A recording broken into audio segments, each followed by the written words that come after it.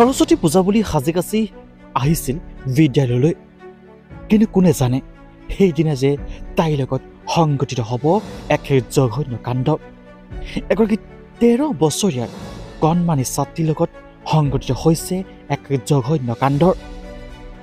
শিক্ষকৰূপী তিনি লম্পটে এগৰাকী 13 বছৰীয়াৰ কণমানি ছাত্ৰীক শ্ৰেণীকক্ষৰ ভিতৰতে কৰিলে উপৰ্যুপৰি ধৰ্ষণ।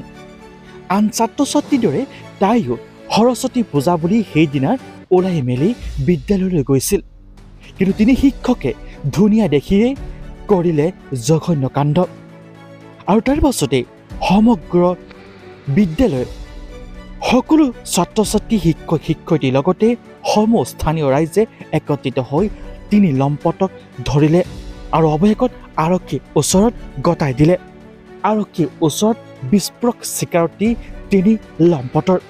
তেওঁলোকে জনোৱা অনুসৰি ধুনীয়াই দেখি হেনো ৰ'ব নোৱাৰিলে আৰু তাৰ পাছতে শ্ৰেণীকক্ষৰ ভিতৰতে কৰিলে অনৈতিক কাৰ্য।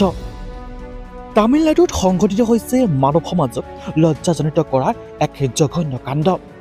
ইতিমধ্যে তিনিওজনকে আৰক্ষীয়ে সোধা পোছা কৰি আছে।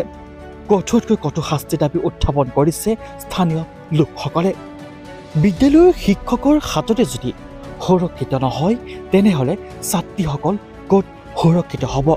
সঁচাকৈ এই ঘটনাটোৱে সমগ্ৰ তামিলনাডুৱে নহয় ভাৰততে এক খলকনি সৃষ্টি কৰিছে। চিন্তিত হৈ পৰিছে সকলো অভিভাৱক। কন্যা সন্তানগৰাকী যদি এখোজ ওলাই যায় তাক লৈও চিন্তাত পৰিছে অভিভাৱকসকল। বিদ্যালয়ত যদি সুৰক্ষিত নহয় সুৰক্ষিত হ'ব ক'ত? Bureau' report, news 8 Assam.